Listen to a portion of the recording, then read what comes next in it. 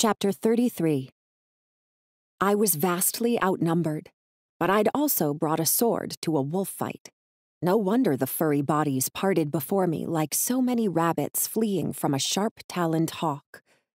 Unfortunately, I'd left my clothes up on that catwalk, and wolf teeth are quite effective against unprotected human flesh.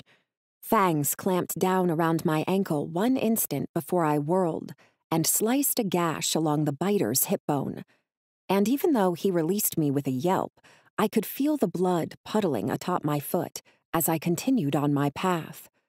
The pain was minimal, though, compared to the agony of those before me, because I could still see Ransom and Gunner, their heads barely visible across the sea of two-legged and four-legged opponents who had them so badly outmatched.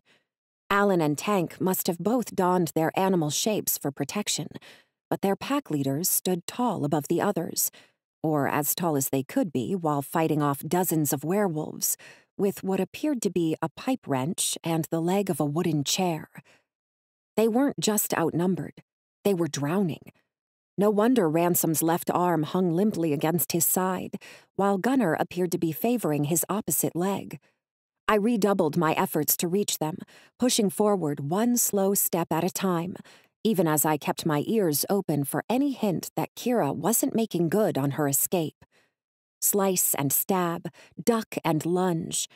At first, only the closest members of Jackal's pack had realized I existed, but now half a dozen enemies peeled away from the Atwood brothers, arrowing directly for me instead. "Spilt water will not return to the tray," Mama noted unhelpfully, breaking into my realization that coming down here by my lonesome hadn't been the brightest idea after all. We were losing. Of course my sword wasn't enough to make up for a horde of enemies. Ransom bellowed as a wolf broke through his brother's defenses. An agonizing scream sounded far too much like it had come from Alan's lips, and I was still too distant to make any difference in the endgame that was about to go down. But then the front doors were flung wide open, and twice as many werewolves entered with Tank at the head of the charge. So the rough-featured shifter hadn't gone lupine. He'd instead fled to rustle up far more backup than I'd thought the Atwood brothers had waiting on their beck and call.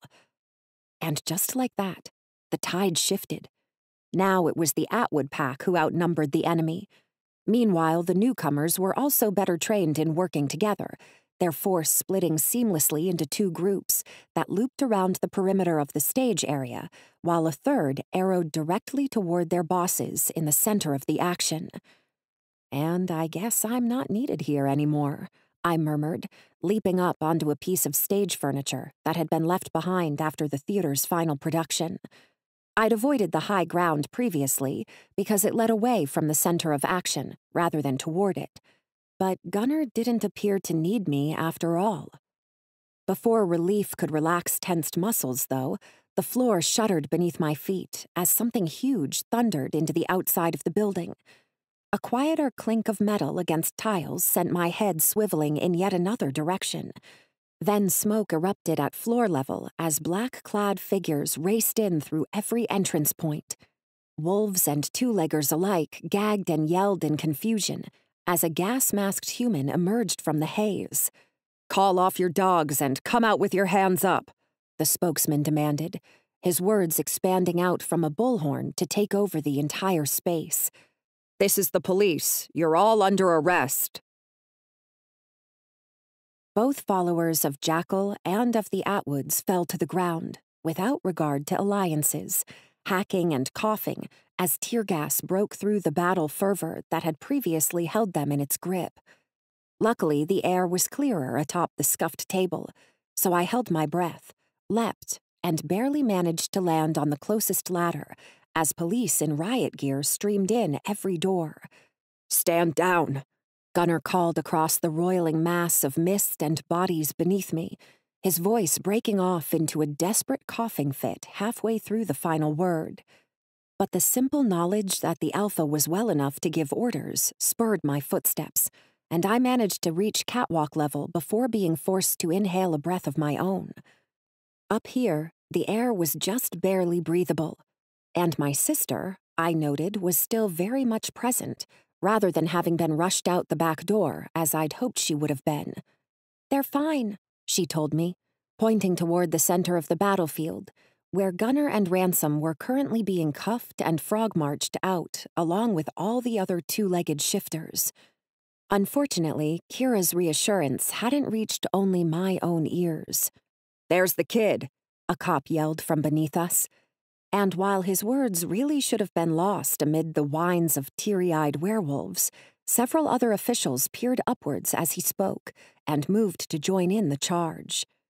Meanwhile, next to the wide-open front door, one tall, lean figure pushed through the sea of ailing werewolves toward us.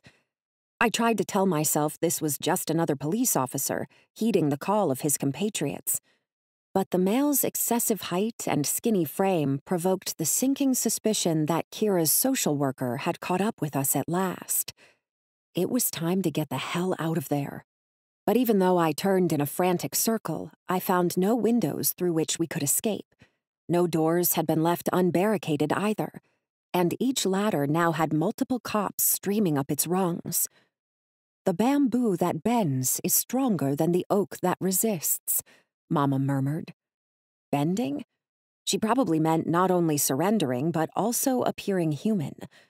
So, sucking in my breath, I relinquished my weapon and donned clothes the magical way, transforming myself from naked warrior into, no, really, I'm just an average civilian, as quickly as I could. Beside me, Crow's eyes widened as my weapon poofed into non-existence. Then his fists clenched as thin filaments of magic streamed across my skin before coalescing into a cream-colored garment that might have been overlooked from 10 or 20 feet away. Up close, though, the effect was in no way overlookable.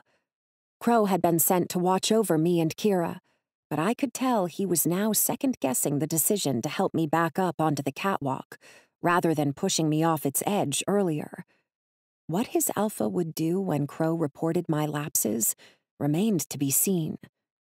Then the police were ripping Kira away from us, were slamming me and Crow face down into the catwalk, and snapping handcuffs around our wrists.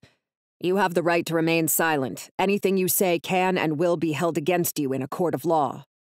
Too bad Gunner's mild-mannered cousin wasn't present this time to talk us out of our current predicament.